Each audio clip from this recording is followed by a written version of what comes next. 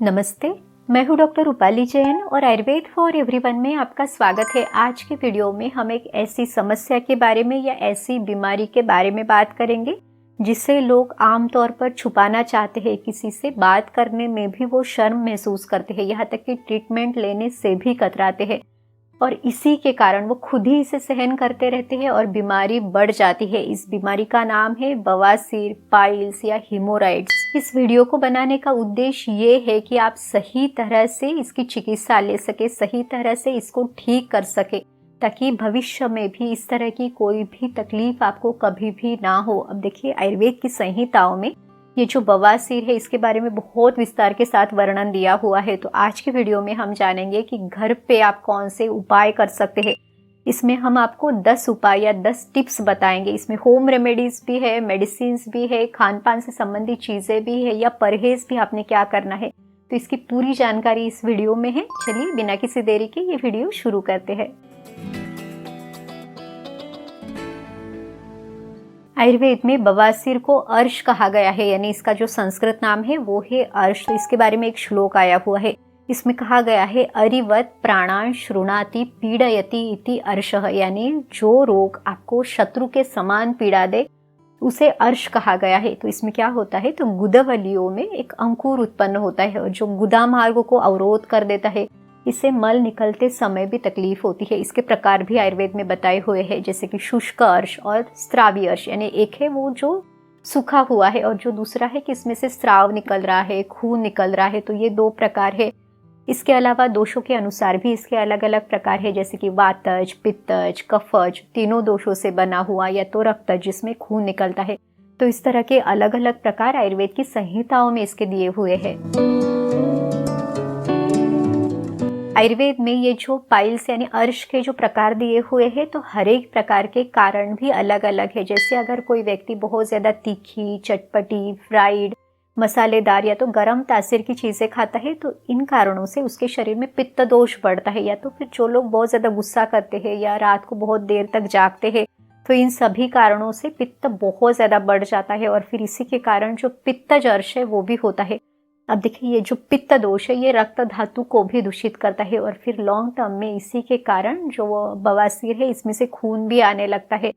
तो हर एक पाइल्स का जो प्रकार है इसके कारण जैसे अलग है, वैसे ही इसके लक्षण, इसकी चिकित्सा भी अलग अलग है। आज के वीडियो में हम ऐसे 10 उपाय या ऐसी 10 टिप्स देखेंगे जो आप बहुत आसानी से घर पे कर सकते हैं। बवासीर यानी पाइल्स का सबसे बड़ा जो कारण है वो है कब्ज यानी कॉन्स्टिपेशन। तो कॉन्स्टिपेशन को दूर किए बिना आप अपनी तकलीफ को आप पूरी तरह से कम नहीं कर सकते। लेकिन जब आप इसके लिए कोई स्ट्रॉन्ग लैक्सेटिव्स लेते हैं तो इसकी आपको आदत पड़ जाती है, इसके ऊपर डिपेंडेंसी आ जाती है। तो इसको आपने नहीं करना है, क्योंकि फिर आपने अगर ये दवाई नहीं ली तो आपका पेट ठीक से साफ होगा ही नहीं। लेकिन आप कुछ मृदु विरेचक औषधि ले सकते हैं। ये एकदम नेचुरल है, बॉडी के लिए सूटेबल है और आपके शरीर को भी इसकी आदत नहीं होगी। तो चलिए देखते हैं कि आयुर्वेद में इस तरह की जो भी मृदु विरेचक औषधियाँ है वो कौन कौन सी बताई हुई है। घर में बनाया हुआ जो सफेद मक्खन है वो लगभग आधा से 1 चम्मच, इसमें थोड़ा सा जो मिश्री का पाउडर है इसको मिला के आप सेवन करें। तो इससे क्या होगा, जो मक्खन में स्निग्धता है तो इस स्निग्धता के कारण मल आराम से निकल जाएगा और वहाँ पे जो जलन है या जो तकलीफ हो रही है, दर्द है, सूजन है, वो कम करने के लिए भी बहुत अच्छे से मदद मिलेगी। खास करके जो वातज और पित्तज अर्श है, यहाँ तक कि जो रक्तज अर्श है यानी जिसमें से खून निकलता है, इन सबको कम करने में आपको ये उपाय बहुत ही अच्छे से फायदेमंद रहेगा। जो महिलाएं प्रेग्नेंट है तो प्रेगनेंसी में भी उन्होंने कभी भी यानी लैक्सेटिव करके कोई भी दवाई नहीं लेनी है, तो वो भी इस तरह से मक्खन भी ले सकती है या तो फिर थोड़ा सा जो गाय का घी है वो दूध में मिला के अगर वो लेती है तो स्निग्धता से उनका भी कॉन्स्टिपेशन कम हो जाएगा। जो काला मुनक्का और अंजीर है ये भी बहुत अच्छी औषधियाँ है। तो रात को सोने के पहले लगभग 8 से 10 काले मुनक्के आपने भिगो के रखने हैं। 1 या 2 अंजीर भी आप ले सकते हैं। तो इनको सुबह आपने सेवन करना है। अब देखिए, ये जो मुनक्का है या अंजीर है ये वात, पित्त और रक्त विकारों का नाश करता है। तो इसीलिए ये भी जो वातज, पित्तज और रक्तज अर्श है इनमें ये बहुत फायदेमंद है। जब भी किसी को स्टूल बहुत ज्यादा हार्ड आता है तो उसको सॉफ्ट बनाने के लिए, आराम से निकलने के लिए और फिर आपका दर्द कम करने के लिए ये जो सारे उपाय हैं ये आपको मदद करेंगे। जिन लोगों को पाइल्स में खून जाता है और फिर उसके कारण उनके शरीर में एनीमिया है यानी खून की कमी है, तो खून को बढ़ाने के लिए भी ये जो काला मुनक्का अंजीर है ये आपको मदद करेगा। दूसरा जो उपाय है वो है मुलेठी का चूर्ण। तो देखिए, मुलेठी को आयुर्वेद में रसायन औषधि यानी एक तरह का टॉनिक बताया हुआ है। ये भी मृदु विरेचक यानी बहुत ही माइल्ड लैक्सेटिव है। तो मुलेठी का चूर्ण आधा से 1 चम्मच दिन में 1 से 2 बार आपने लेना है। अब ये टेस्ट में भी बहुत मीठा है तो आप इसे आराम से ले सकते हैं। खास करके जो छोटे बच्चे हैं और जिनको कॉन्स्टिपेशन होता है, तो छोटे बच्चों को भी आप इसे बहुत सेफली दे सकते हैं। अगला जो उपाय है वो है हरड़ का चूर्ण। देखिए, गुड़ और हरड़ का चूर्ण इसको साथ में मिला के आप खाना खाने के पहले ले सकते हैं, या तो फिर हरड़ के चूर्ण को घी में भून के इसको लगभग आधा से 1 चम्मच रात को सोने के पहले आप ले। अगर आपका कॉन्स्टिपेशन ज़्यादा है तो घी के जगह पे आप एरंड के तेल में इस हरड़ के चूर्ण को भून के इसे भी रात को आधा से 1 चम्मच हल्के गर्म पानी के साथ आपने लेना है, ताकि दूसरे दिन मल आराम से निकल सके। अगर आपको रोज़ मल अच्छे से निकलता है, साफ होता है और आपको दवाई की भी कोई भी डिपेंडेंसी नहीं होती, तो आप थोड़ा सा इसे ज़्यादा दिनों तक भी रख सकते हैं, ताकि ये जो पाइल्स का मस्सा है ये फिर धीरे धीरे श्रिंक हो जाएगा, आपकी तकलीफ भी कम हो जाएगी। अब देखिए, हमने आपको ये जितने भी उपाय बताए, तो इसमें से कोई भी 1 या 2 उपाय आप अपना सकते हैं। सारे उपाय आपने एक साथ करने की ज़रूरत नहीं है। आयुर्वेद की संहिताओं में हमेशा स्वस्थ रहने के लिए और बीमारियों से खुद का बचाव करने के लिए एक मंत्र दिया हुआ है। ये मंत्र है वेगा न धारयेत। तो इसमें 13 तरह के अधारणीय वेग दिए हुए हैं। इसमें मलमूत्र का वेग, भूख प्यास का वेग, इस तरह से 13 वेग है। तो नियम क्या है कि इन वेगों को आपने कभी भी रोकना नहीं है, ना तो इन्हें जबरदस्ती से यानी फोर्सफुली इनको क्रिएट करना है। अगर आप इस तरह से करते हैं तो बताया गया है रोगाः सर्वे अपि जायन्ते वेग उदीर्ण धारणे है। तो अगर आप ये करते हैं तो शरीर में काफ़ी सारी बीमारियां उत्पन्न हो सकती है, वायु की विकृति होगी, जठराग्नि विकृत होगा। तो कभी भी अगर आपको मोशन के लिए जाना है तो आपने रोकना नहीं है और ना तो इसे फोर्सफुली करना है यानी स्ट्रेनिंग आपने करनी है, क्योंकि ये दोनों ही जो है वो आपकी बीमारी को बढ़ा सकती है। इसी के साथ आपने स्क्वेटिंग पोजीशन यानी जो इंडियन स्टाइल जो कमोड है उसको आपने यूज़ करना है। हमारा जो तीसरा उपाय है वो है अवगाह स्वेद यानी सीड्स बाथ। तो देखिए, शुष्क अर्श में यानी जो ड्राई वाला जो पाइल्स है तो उसमें आप ये उपाय कर सकते हैं। तो आपने क्या करना है कि एक टब में आपने जितना आपको गर्म सहन हो सके उतना गर्म पानी आपने लेना है। इसमें आप थोड़ा सा हल्दी का पाउडर डाल सकते हैं या तो फिर त्रिफला काढ़ा भी इसमें आप डाल सकते हैं। इस पानी में आपने बैठना है, लगभग 15 से 20 मिनट आपने बैठना है। तो सुबह आपके मोशन के पहले आप बैठ सकते हैं या तो फिर नहाने के पहले भी आप इसे कर सकते हैं। तो दिन में प्रेफरेबली आप इसे 2 बार करें। इससे क्या होगा, तो जो एनल स्फिंक्टर है वो रिलैक्स होने के लिए आपको मदद मिलेगी। यहाँ तक कि वहाँ का जो दर्द है, स्वेलिंग है वो कम होगा, मल आसानी से निकलेगा और फिर आपका जो पाइल्स का मस्सा है वो भी धीरे धीरे कम हो जाएगा। अब देखते हैं कि लोकल एप्लीकेशन के लिए यानी बाह्य प्रयोग के लिए आप कौन सी चीज़ें यूज़ कर सकते हैं। वैसे देखा जाए तो मार्केट में बहुत सारे ऐसे मलम मिल जाते हैं जो थोड़ी देर के लिए आपको राहत तो दे सकते हैं, लेकिन लॉन्ग टर्म में इससे आपको फ़र्क नहीं पड़ता। तो उसके अलावा आप कुछ सिंपल मेजर्स कर सकते हैं जो आयुर्वेद की संहिताओं में दिए हुए हैं। तो इसके लिए जो जात्यादि तेल है या तो जात्यादि घृत है, यष्टि मधु घृत यानी जो मुलेठी से बना हुआ घी है, या फिर जो शतधौत घृत है, इसको आपने वहाँ पे लगाना है। तो अगर आपको वहाँ पे रेडनेस है, जलन है, तो वो कम होने के लिए, स्वेलिंग कम होने के लिए आपको मदद मिलती है। इसी के कारण जो पित्तज और रक्तजर्श है इसमें ये बहुत अच्छा मदद करते हैं। तो जस्ट इसको आपने लगाना है बिफोर डेफिकेशन और आफ्टर डेफिकेशन यानी मल निकालने के पहले और उसके बाद दोनों बार आपने इसे लगाना है। या तो जो जात्यादि तेल है इसको हल्का गर्म करके उसमें आपने कपास का छोटा सा एक फुआ उसमें डुबो के रात को उस जगह पे रख देना है। तो इससे भी वहाँ का दर्द और स्वेलिंग कम करने के लिए आपको मदद मिलेगी। हमारा अगला जो उपाय है वो है धूपन चिकित्सा यानी जो भी औषधियों का धुआं है इसका प्रयोग आपने करना है। तो इसके लिए आप एक धूपन पात्र ले, और अगर धूपन पात्र नहीं है तो कोई भी मिट्टी का बर्तन या फिर एक मेटल का कोई भी बर्तन आप ले सकते हैं।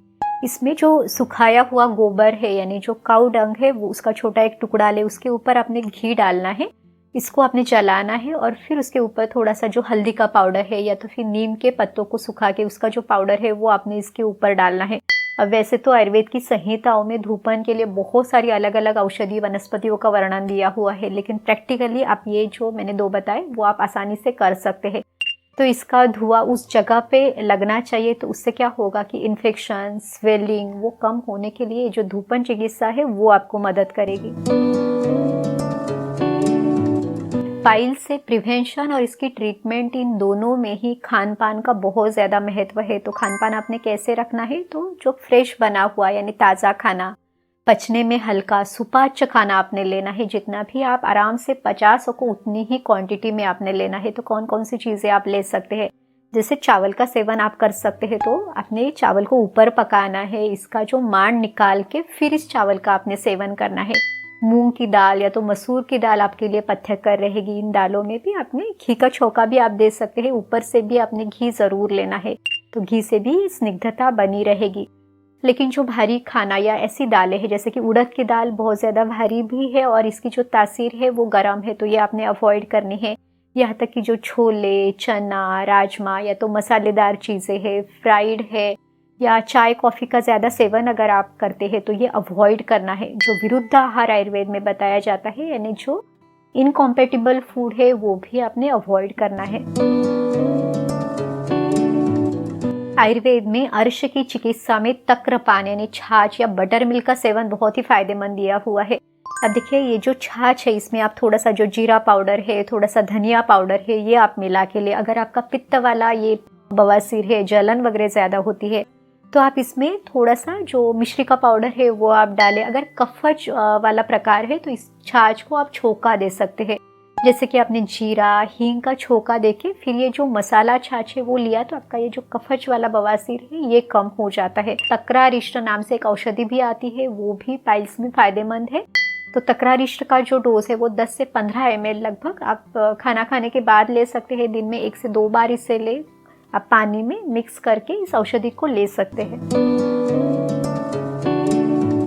अगर आपकी एक्सेसिव फिजिकल एक्टिविटी है, रनिंग, ट्रेकिंग, बहुत ज़्यादा स्पोर्ट्स है, तो इससे भी शरीर में वात और पित्त दोष बढ़ेंगे और फिर पित्त अगर ज़्यादा बढ़ा तो इससे रक्त धातु भी दूषित होगा, तो फिर जो पाइल्स की समस्या है वो आपको दिख सकती है। तो आपने इसको बैलेंस करना है। जो भी नियमित तौर पे आप हल्का व्यायाम कर सको वो आपने करना है। और कुछ ऐसे भी लोग हैं जिनकी लाइफस्टाइल बहुत सीडेंटरी रहती है, व्यायाम बिल्कुल भी नहीं रहता, तो उन्होंने भी व्यायाम ज़रूर करना है, लेकिन इसको बहुत ज़्यादा नहीं करना है। तो इन शॉर्ट इसका बैलेंस आपने बना के रखना है। यहाँ तक कि आप जिस स्थान पे बैठ रहे हैं तो वो स्थान भी बहुत ज़्यादा हार्ड ना हो, इसका भी ध्यान आपने रखना है। अगर किसी को बहुत ज़्यादा स्ट्रेस, एंग्जाइटी है या बहुत ज़्यादा तनाव है तो उसका असर भी उनके गट पे यानी उनकी पाचन क्रिया पे पड़ेगा और ये पाचन क्रिया डिस्टर्ब होगी, उसका जो एब्सॉर्प्शन है वो भी डिस्टर्ब होगा और मल भी ठीक तरह से नहीं आएगा। तो इसको बैलेंस करना बहुत ज़रूरी है। काफ़ी बार ये दिखाई देता है कि बीमारी शरीर में है इसीलिए उसका ही इलाज किया जाता है, लेकिन जो इमोशनल डिस्टर्बेंस या मेंटल डिस्टर्बेंस है उसको ट्रीट नहीं किया जाता। तो इसकी तरफ ध्यान देना भी बहुत ज़रूरी है। इमोशनल स्टेबिलिटी के लिए आप प्राणायाम, योगासन ये ज़रूर करें। आयुर्वेद में जो पादाभ्यंग यानी पैरों के तलवों में मालिश बताई है वो आप कर सकते हैं। नस्य यानी नाक में घी या तेल लगाना या इसकी बूंदें डालना, ये भी आपके मन को स्थिर करने के लिए, नींद अच्छे आने के लिए और फिर उसका असर पाचन क्रिया पे होके आपकी जो बवासीर की तकलीफ है वो कम करने के लिए आपको मदद ही करेगी। आयुर्वेद में अनुवासन बस्ती यानी तेल की बस्ती या तो फिर मात्रा बस्ती भी बताई हुई है। मात्रा बस्ती में ये जो तेल है ये कम क्वांटिटी में दिया जाता है। अब जिनको वातज अर्श है, वहाँ पे बहुत ज़्यादा रूखापन आया हुआ है, जो मस्से है उसमें भी बहुत ज़्यादा हार्डनेस है, तो ऐसी अवस्था में ये तेल की बस्ती दी जाती है। तो इसमें तिल का तेल या जायतरी तेल ये यूज़ किया जाता है। आपके नज़दीकी आयुर्वेद चिकित्सक की सलाह आप ले सकते हैं। आयुर्वेद में जो अर्श यानी बवासीर है इसकी जब चिकित्सा दी जाती है तो उसके भी 4 भागों में इसको डिवाइड किया गया है। सबसे पहला जो है वो है औषधि चिकित्सा, फिर है शस्त्र चिकित्सा, क्षार चिकित्सा और अग्नि चिकित्सा यानी अग्निकर्म इसमें किया जाता है। तो जो ऐसे अर्श है कि जो आराम से ठीक हो सकते हैं या फिर कष्ट साध्य भी है, यानी कुछ ऐसे हैं कि जिनको ट्रीटमेंट लंबी चल सकती है या फिर आपकी तकलीफ भी ज़्यादा रहेगी तो आपको ज़्यादा दिनों तक दवाइयाँ लेनी पड़ती है, तो कुछ ऐसे प्रकार भी है। लेकिन इसके लिए दवाइयाँ जो दी जाती है वो आपकी प्रकृति कैसी है, कौन से दोषों का इम्बैलेंस है, यानी कौन से दोष बढ़ गए हैं, कौन से प्रकार का अर्श है, उस तरह से उसकी चिकित्सा दी जाती है। जैसे हमने देखा तो दीपन पाचन के लिए और भी औषधियाँ दी जाती है। अगर आपको खून जाता है तो उस खून को रोकने के लिए या कुछ जो मल को आराम से निकलने के लिए इस तरह से पूरी चिकित्सा दी जाती है। लेकिन कुछ लोगों में ऐसे बवासीर रहते हैं कि जो औषधि चिकित्सा से ठीक नहीं होने वाले, इसको असाध्य कहा गया है। तो ऐसे केसेस में फिर जो शस्त्र कर्म है, यानी जो सर्जरी है, वो भी आयुर्वेद में बताई हुई है। यहाँ तक कि वहाँ पे क्षार अप्लाई करना या वहाँ पे अग्निकर्म करना, इस तरह की भी अलग अलग चिकित्साएं दी हुई है। आपके नजदीकी आयुर्वेदिक चिकित्सक भी आपको इस संबंध में पूरी जानकारी दे सकते हैं। तो इस तरह से आज के वीडियो में हमने बवासीर, पाइल्स या हिमोराइड्स के लिए कौन से 10 उपाय है, कौन सी 10 टिप्स है, इसके बारे में पूरी जानकारी ली है। उम्मीद है इस वीडियो में जो भी जानकारी हमने आपको दी वो आपको मदद ज़रूर करेगी, ताकि आप अपनी बीमारी को ठीक तरह से समझ पाओ। इसके लिए कुछ होम रेमेडीज़ या कुछ प्रिवेंटिव मेजर्स आप अपनाओ, अपने खान पान का, अपनी दिनचर्या का आप ध्यान रखो, तभी जाके आप इससे पूरी तरह से छुटकारा पा सकते हैं। अगर आपको ये वीडियो अच्छा लगा तो इसे लाइक भी ज़रूर कीजिए। तो चलिए फिर मिलते हैं अगले वीडियो में। आयुर्वेद को अपनाइए, स्वस्थ रहिए। नमस्ते।